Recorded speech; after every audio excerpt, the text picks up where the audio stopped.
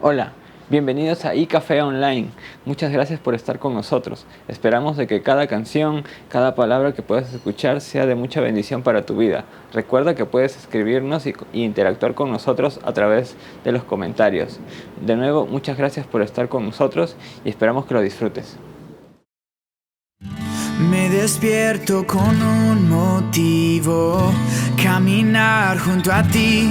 He decidido vivir mi vida contigo. Me levantas con nuevas fuerzas y me das libertad. Soy joven por siempre en ti, tú eres mi fuente. Como el sol brillando en majestad, en color transformó la oscuridad. Nuevo soy, encontré mi identidad. Vida tú me das. Vida tú me das.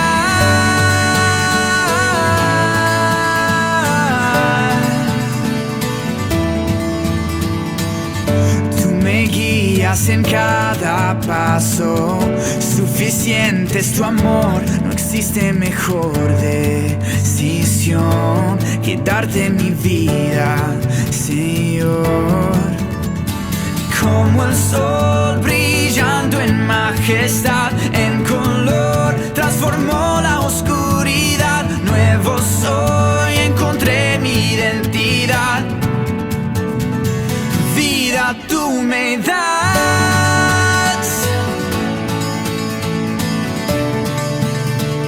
Vida tú me das.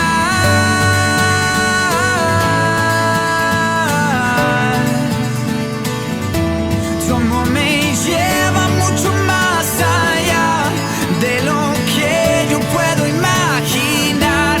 A tu libertad yo puedo entrar. Eres todo lo que quiero y más. Como el sol brillando en majestad, en color transformó la oscuridad. Nuevo soy, encontré mi identidad. Vida tú me das.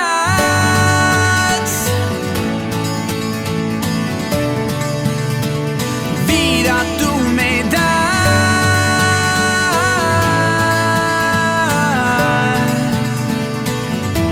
Tu amor me lleva mucho más allá de lo que yo puedo imaginar.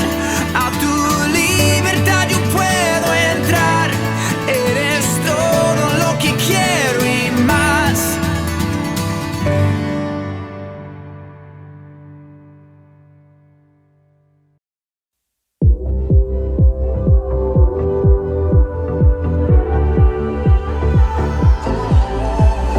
Yo te buscaba y tu amor me encontró.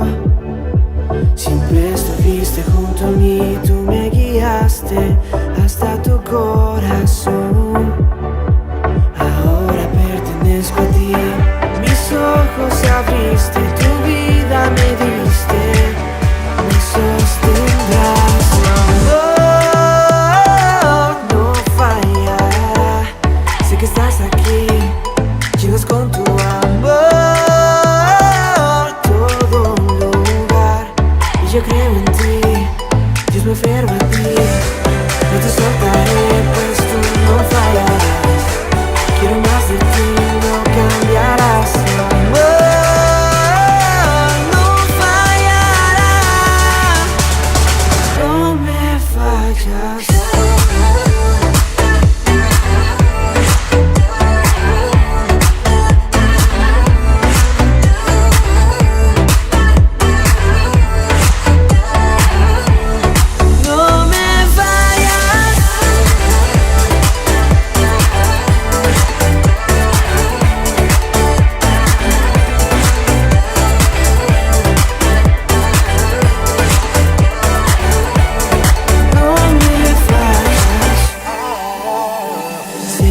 cerca, me escuchas al orar.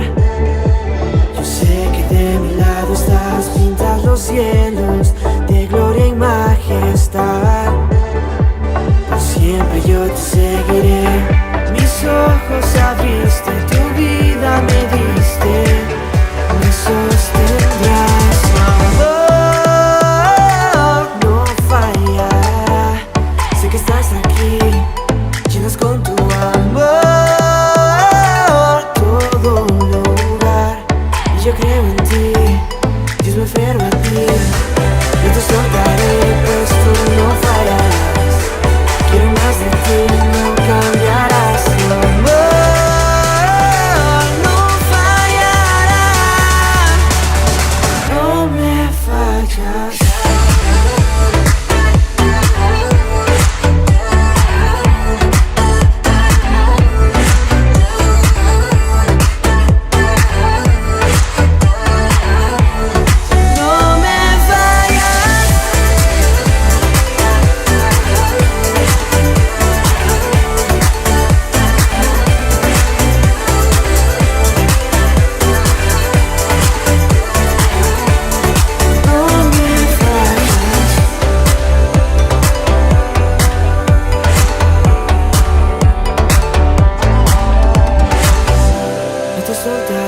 Pues tú no fallarás. Quiero más de ti, no cambiarás. Tu amor no fallará. No me fallas.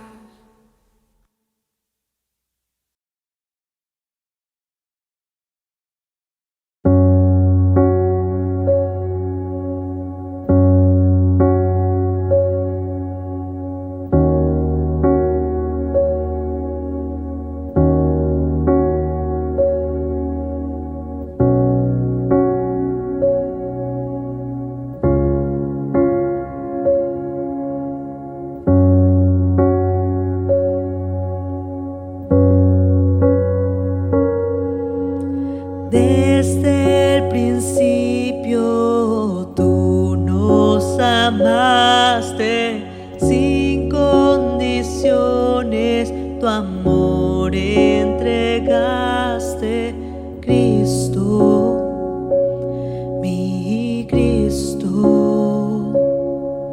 Cargaste el peso del mundo en tus hombros, fuiste a la cruz en lugar de nosotros, Cristo, mi Cristo. Extravagante amor me inunda, no puedo comprender cuánto me amas. Maravilloso amor, me liberó, su Hijo entregó para salvarme, para salvarme, para salvarme.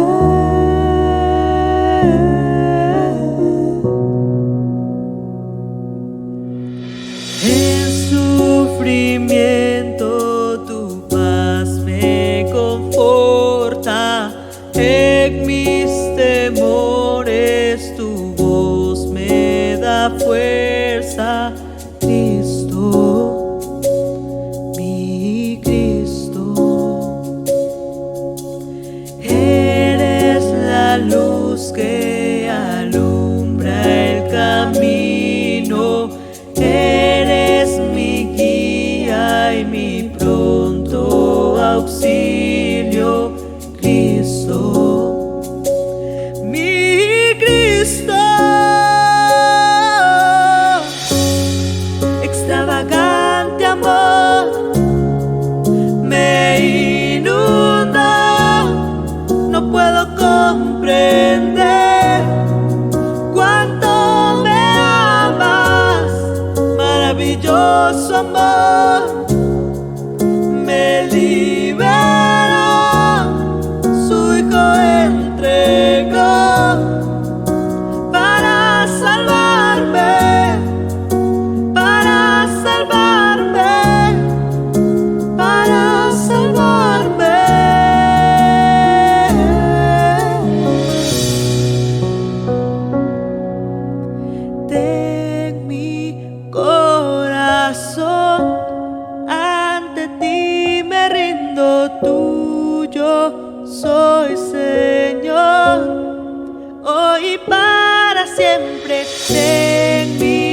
corazón, ante ti me rindo, tuyo soy, Señor, hoy y para siempre ten mi corazón, ante ti me rindo, tuyo soy, Señor, hoy y para siempre. Hoy y para siempre.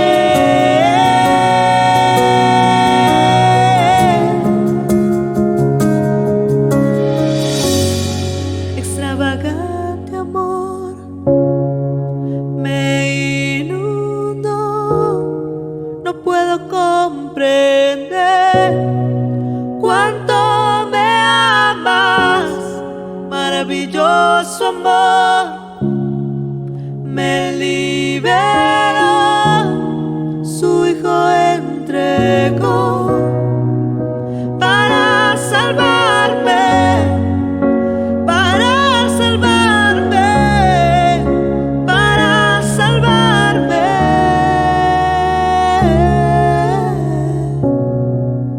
para salvarme, para salvarme, para salvarme.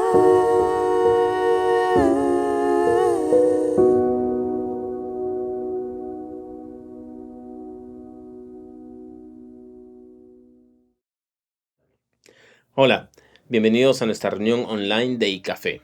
Imaginación, cultura, arte y fe.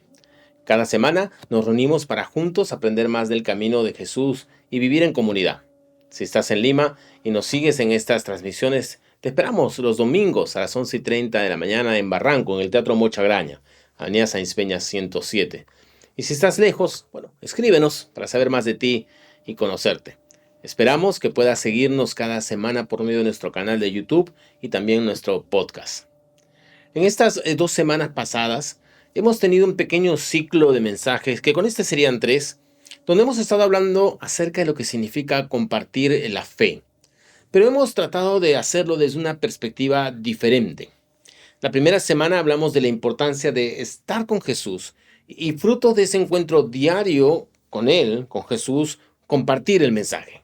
Allí hablamos de este hombre ciego de nacimiento que tuvo un encuentro, una experiencia de primera mano con Jesús y que pudo decir: yo solo sé que era ciego, mas ahora puedo ver. Estaba hablando de su experiencia, de su encuentro con Jesús y el efecto que había tenido en su vida. La semana pasada vimos la historia del llamado de Simón, luego conocido como Simón Pedro o Pedro a secas, y cómo Jesús lo encuentra en lo cotidiano de su actividad como pescador. Jesús sube a su barca y Simón aprende a escuchar a Jesús, a confiar en Jesús y a obedecer a Jesús. Y termina luego Simón escuchando esa tremenda declaración donde el maestro le dice que a partir de entonces sería pescador de hombres. Y vimos en ese momento, en ese episodio, en esa historia, el llamado similar que tenemos cada uno de nosotros. Y hoy vamos a cerrar este pequeño ciclo de mensajes relacionados alrededor del tema de compartir el mensaje con una historia más sobre otro discípulo, seguidor de Jesús, muy diferente de Simón. Simón era un hombre del pueblo, un hombre común, sencillo, no muy instruido, un personaje cotidiano, común. Pero el personaje que veremos no era nada común. Bueno, lo era en cierto sentido, pero de manera negativa. Vamos a Lucas, el capítulo 5. Y seguimos en estos primeros momentos del ministerio público de Jesús. De hecho, es esta temporada, estos momentos donde Jesús está reuniendo a quienes conoceríamos luego como sus discípulos. Y de entre esos discípulos, que eran muchos, a los apóstoles, los 12. Y en el capítulo 5 vemos un nuevo encuentro de Jesús con un personaje, este personaje peculiar del cual les he hablado de forma general. Pero vamos a ver un poco el contexto. Jesús acababa de llevar a cabo un milagro asombroso. Se trataba de un paralítico que recupera su movilidad y ahora puede caminar sin problemas. Y dice Lucas 5:26.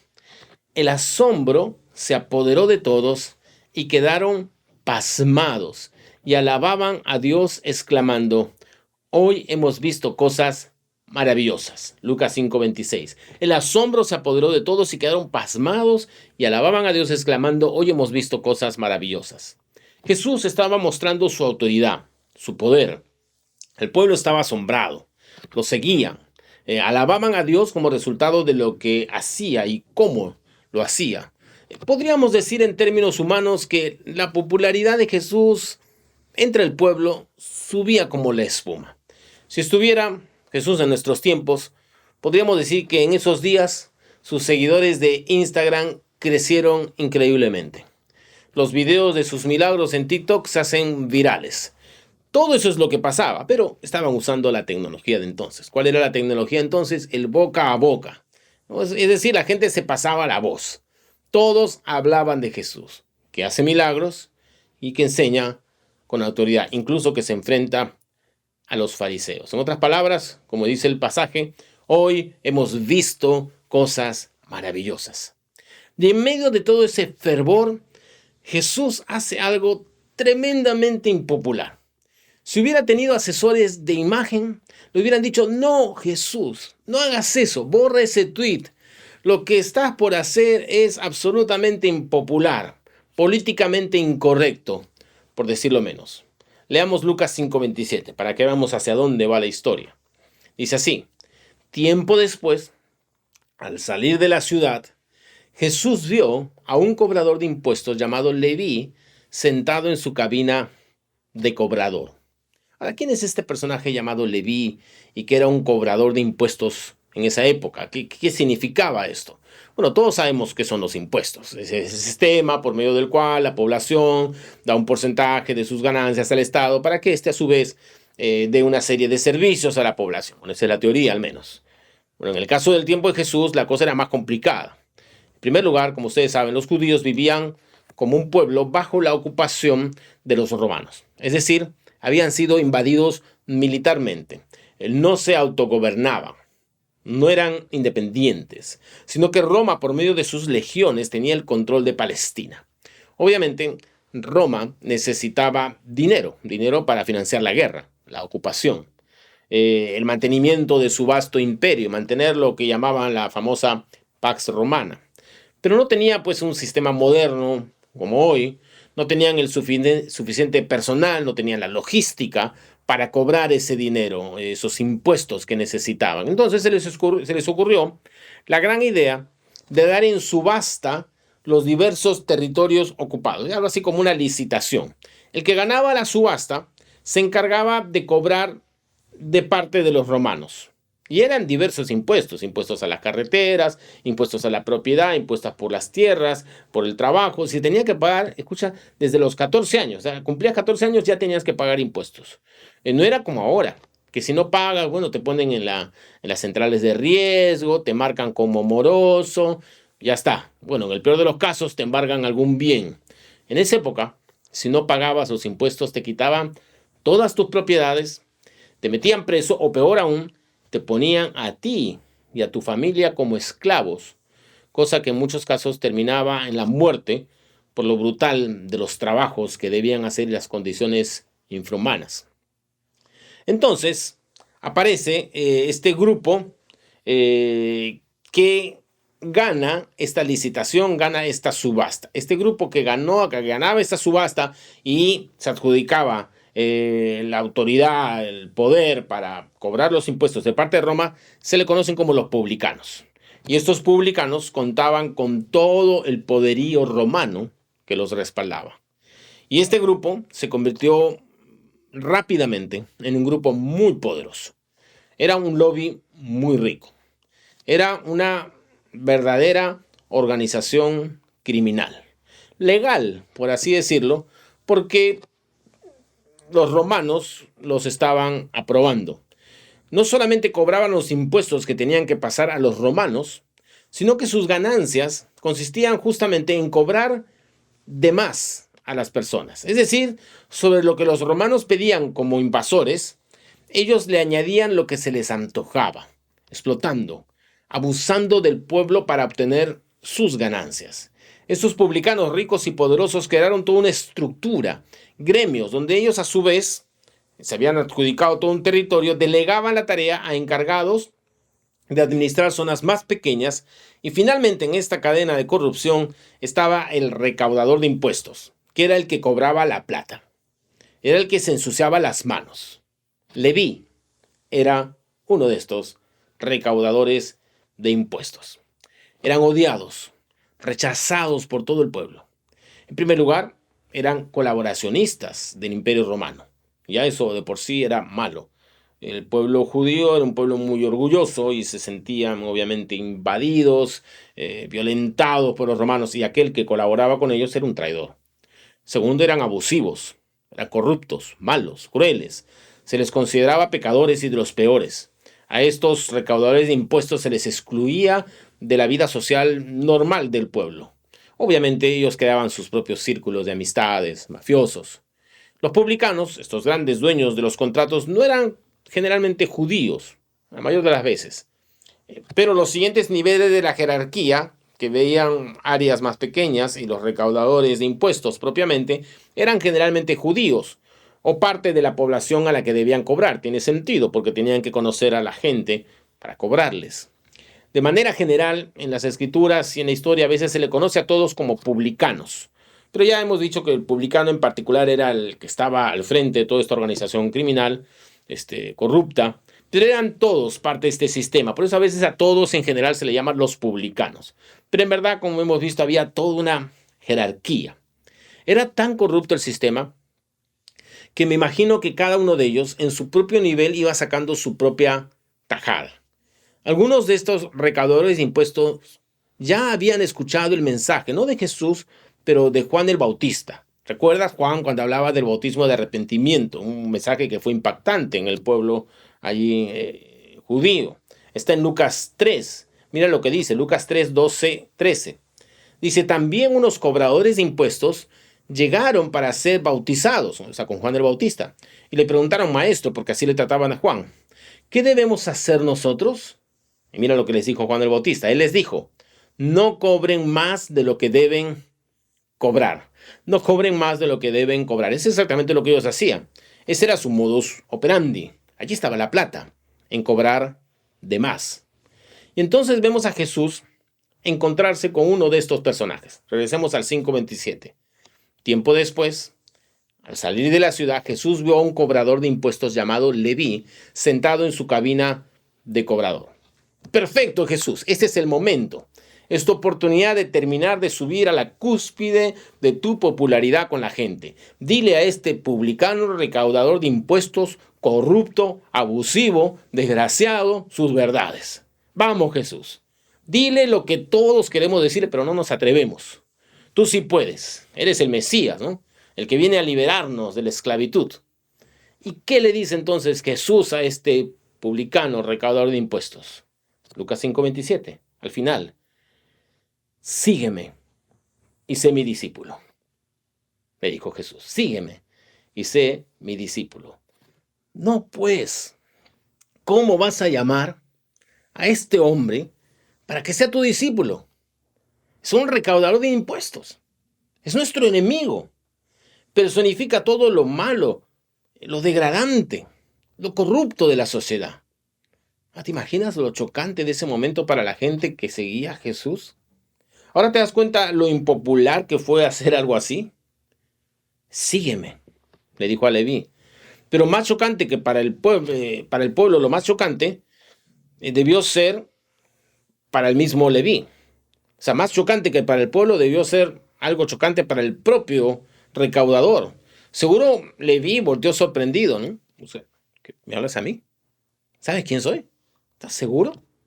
¿Es en serio? Imagino que Leví ya estaba acostumbrado al rechazo de su propio pueblo. Total, ya había elegido su camino.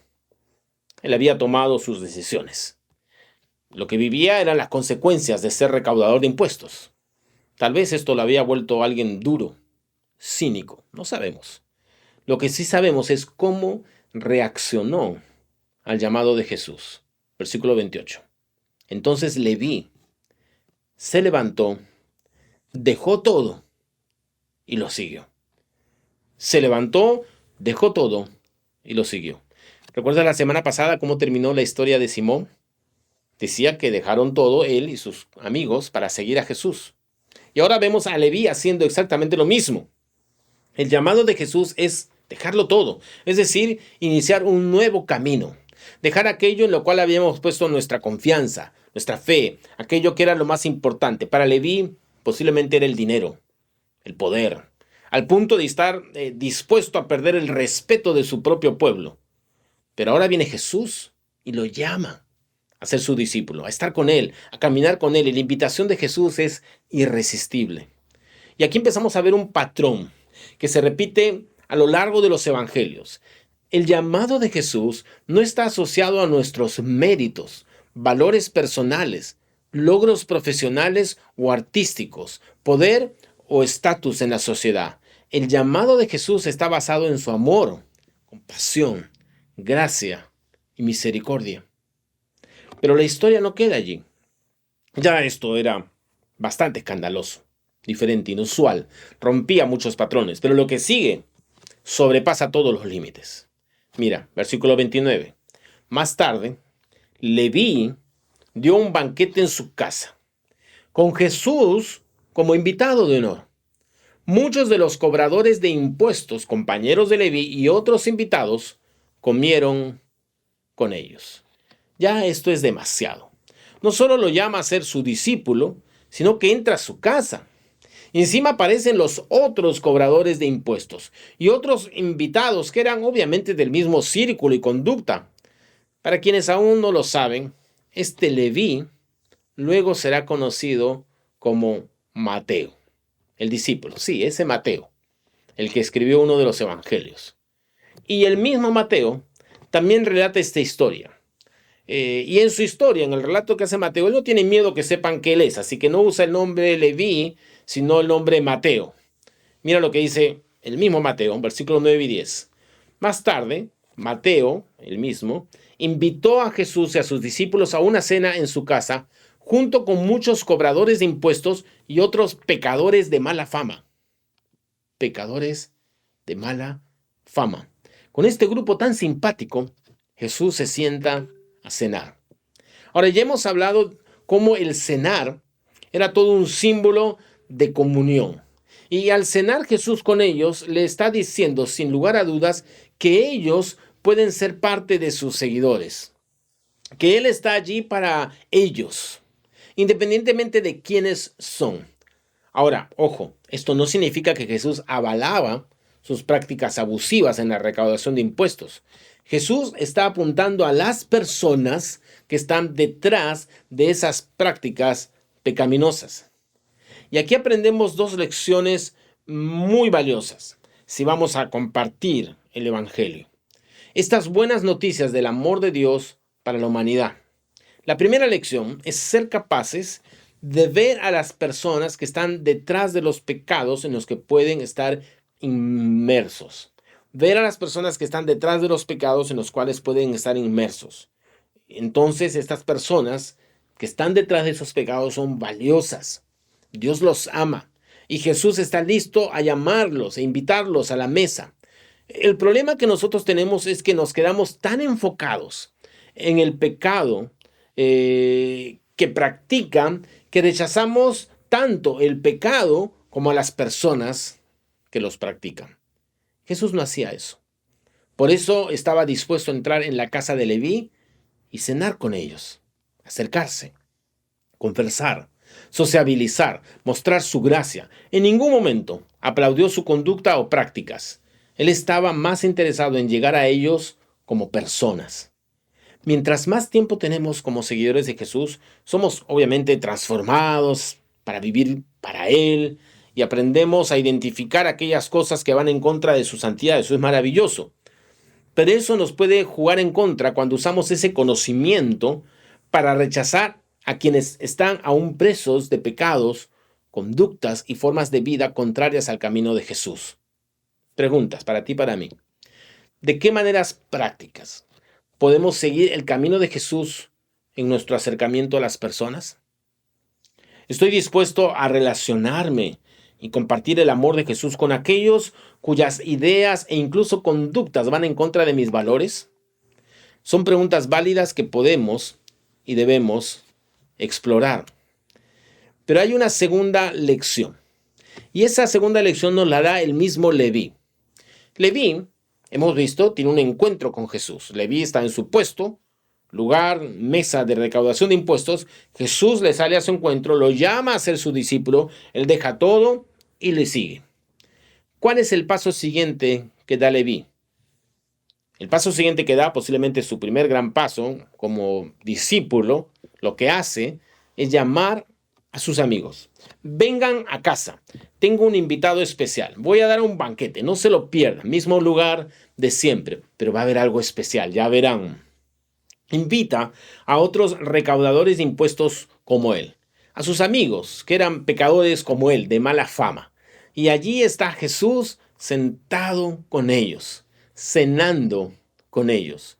Ahora no sabemos la naturaleza de los diálogos, las conversaciones que tuvieron lugar ese día. Me encantaría, ¿no?, haber estado allí y escuchar cómo Jesús interactuaba con este grupo de personas. Pero conociendo a Jesús, viendo la manera como está actuando, no es de extrañar que el impacto que ha tenido Jesús en la vida de Leví se multiplicara en aquella cena, en la vida de los otros hombres.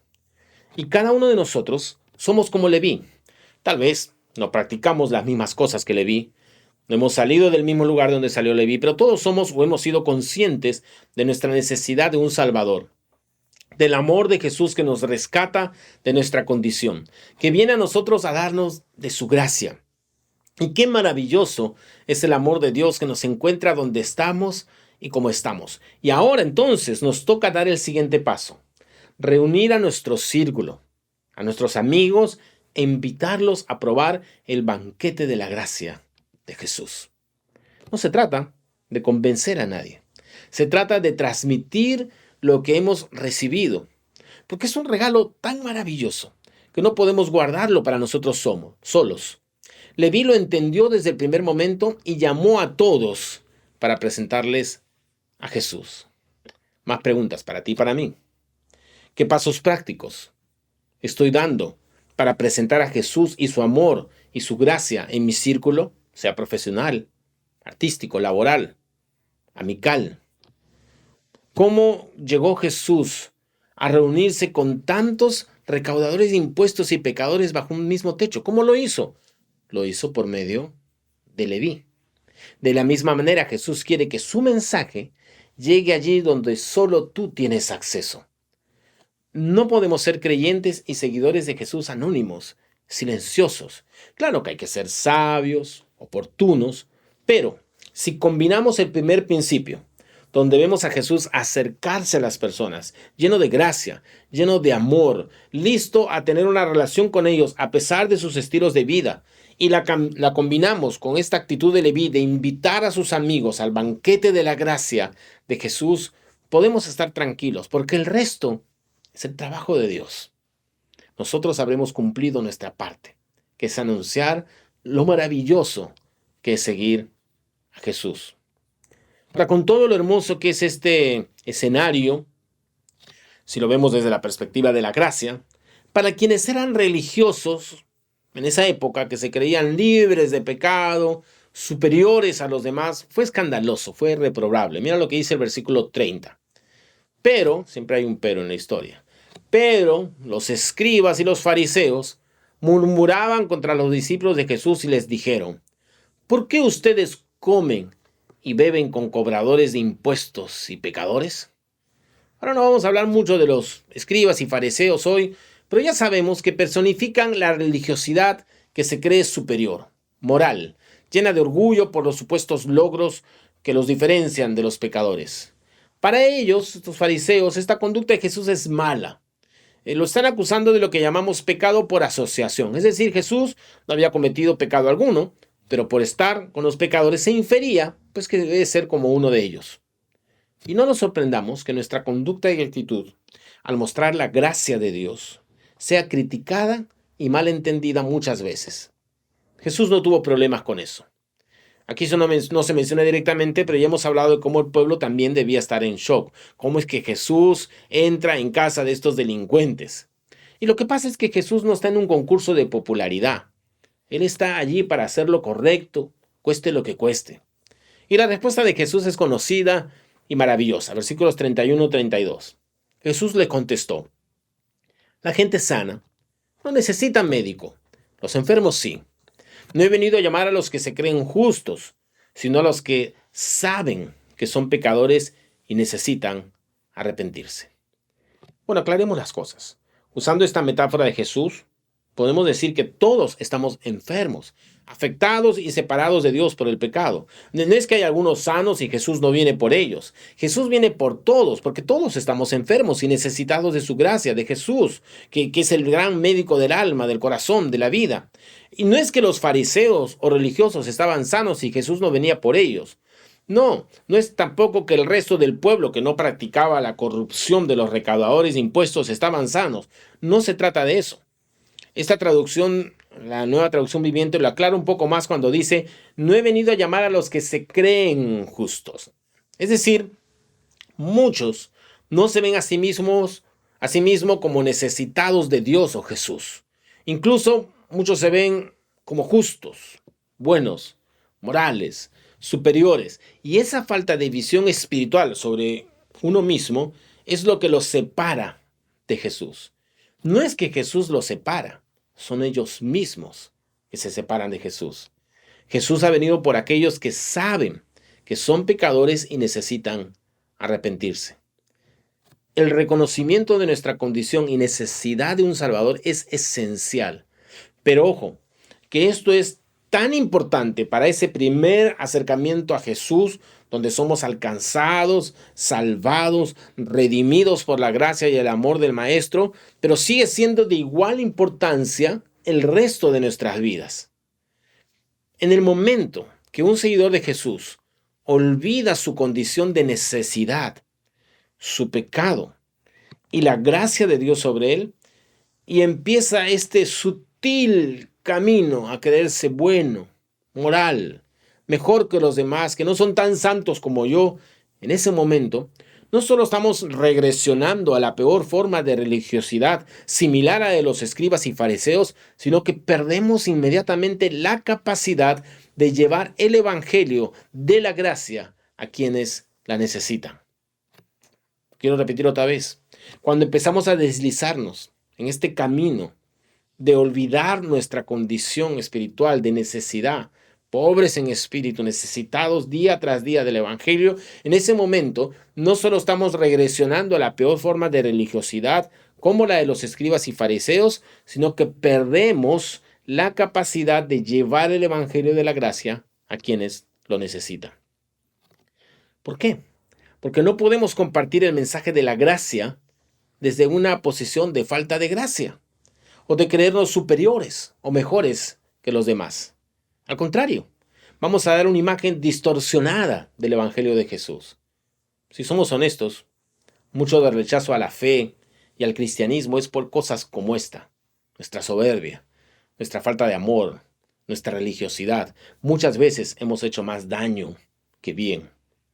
La buena noticia es que al momento que recordamos quiénes somos, enfermos afortunados de tener al mejor médico del mundo, depositantes inmerecidos de la gracia y del amor de Dios, libres de méritos, pero totalmente amados por el Padre. En ese momento, no solo volvemos a redescubrir la gracia y la centralidad del mensaje del Evangelio para nosotros, sino que estamos listos una vez más para compartirlo, para invitar a todos a un gran banquete, donde el invitado de honor es Jesús.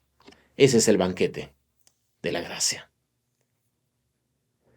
Y antes de orar, en primer lugar, has escuchado este mensaje y tal vez tú estás como Leví, en tus cosas, en tus conductas, en tus prácticas.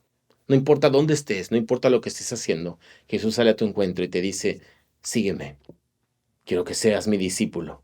El amor de Dios, la gracia de Dios te encuentra allí donde estás, no importa cómo estés.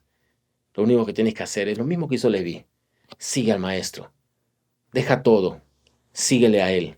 Pon tu fe, tu confianza, tu esperanza en Jesús en su amor, en su gracia, en su misericordia. Él no te rechaza, Él no te deja fuera. Él te ama, Él te ve, Él te conoce, no importa lo que has hecho. El Maestro quiere cenar contigo, quiere invitarte a ese banquete de la gracia. Y si hemos conocido este evangelio, y hemos aceptado este amor de Dios, y hemos entrado en esa comunión con Dios, pero sutilmente con el tiempo nos vamos dando cuenta cómo olvidamos de la gracia. Empezamos a tal vez sentirnos superiores, caemos en esa religiosidad. Es bueno volver al evangelio, recordar cuán necesitados somos, que necesitamos día tras día recordar la gracia, el amor de Dios. Y estamos llamados a acercarnos a las demás personas tal como Jesús se acercó a nosotros. Relacionarnos con ellos, con la gracia. No dejar que ese pecado en el que pueden estar viviendo se interponga en nuestra relación con ellos. Mirar a las personas tal como lo hacía Jesús. Pero también estar dispuesto a llamar a nuestros amigos, llamar a nuestro círculo, invitarlos a que conozcan de la gracia que nosotros hemos conocido, de la esperanza que llegó a nuestras vidas. Vamos a orar. Señor, te agradecemos y te pedimos en primer lugar por aquellos que están escuchando este mensaje y que están por primera vez siendo impactados por la gracia, por el amor, por la misericordia de lo que significa la venida de Cristo, que nos encuentra tal como estamos, donde estamos, y nos invita a cenar con Él, a tener comunión con Él. Señor, que puedan hoy abrazar esa gracia tuya, ese perdón, esa misericordia, que puedan reconocer su condición de necesidad, como cada uno de nosotros la tenemos. Señor, ayúdanos a quienes hemos dado ese paso un día en nuestras vidas, pero que nunca dejemos de entender y reconocer lo necesitados que estamos de ti, los dependientes que somos de tu gracia, día tras día, de tu evangelio, de esas buenas noticias de lo que tú has hecho por nosotros, no de nuestros méritos, no de nuestros logros, sino de tu misericordia a nosotros, basado todo en lo que hizo Jesús. Padre, y que esa maravilla de la gracia que podamos experimentar cada día nos lleve a acercarnos, a relacionarnos, a llevar el mensaje, a anunciar estas buenas noticias desde la gracia, y que podamos hacerlo también con prontitud, reuniendo a nuestros amigos, a nuestro círculo, para hablar de ti, para invitarlos a ese banquete maravilloso de la gracia contigo. A ti sea la gloria. Te agradecemos, Padre, en el nombre de Jesús. Amén. Amén.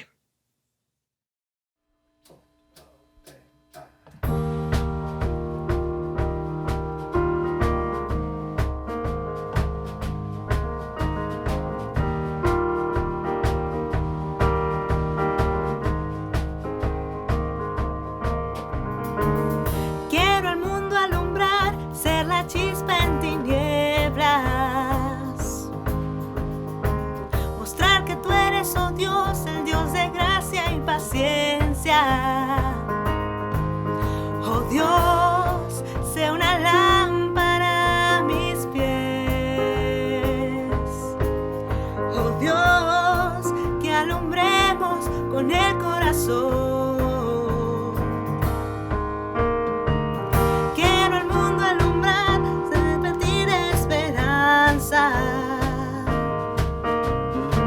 Mostrar que tú eres, oh Dios, un Dios de fuerza y promesas. Oh Dios, sé una lámpara a mis pies. Oh Dios, que alumbremos con el corazón.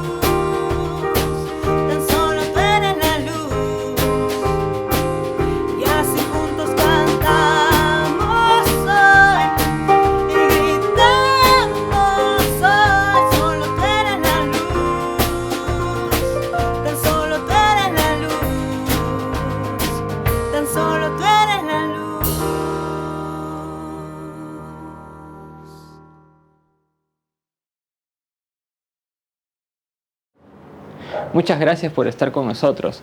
Recuerda que puedes seguirnos a través de nuestras redes sociales como iCafé Iglesia. Además, también tenemos un correo electrónico. Recuerda también de que ya tenemos reuniones presenciales en el distrito de Barranco, así que si estás por Lima, puedes acompañarnos a partir de las 11:30 de la mañana. También te hago recordar de que tenemos un link para pedidos de oración y acción de gracias, y además que tenemos un día especial para poder orar uno por otro. Esos son los días jueves a las 7:30 de la noche. Si quieres información de cómo poder unírtenos, también escríbenos a las redes sociales o al correo electrónico. También, si es que deseas tener algún tipo de información sobre nuestros eventos culturales, puedes tener todo ello a través de las redes sociales de iCafé Lima.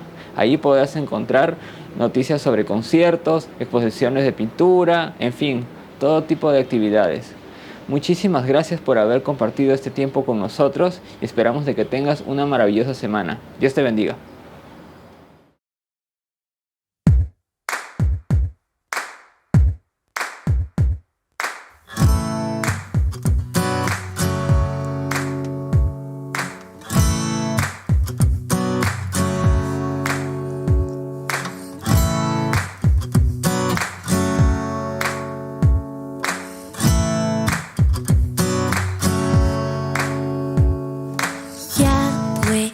Tener Google Maps actualizado, ya puedo tener hasta el último detalle planificado.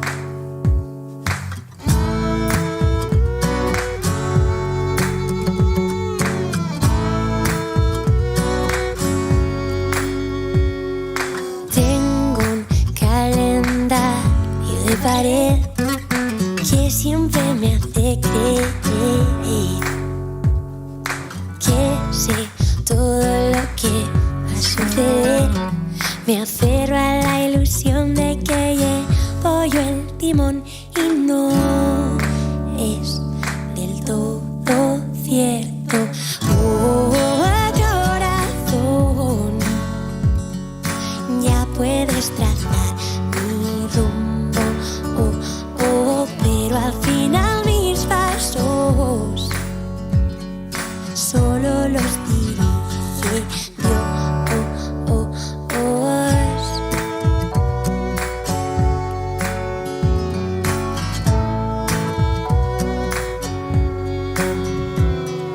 Nos gusta jugar a planificar la vida, los viajes, el trabajo, con quién voy a estar, más no marcas en él, hay calendar los días en que vas a enfermar, caer, morir, fallar. Ya puedes echar tus suertes, oh, corazón, ya puedes trazar mi rumbo, pero al final mis pasos solo los dirige Dios. Corazón, ya puedes trazar mi rumbo, pero al final mis pasos solo los dirige Dios.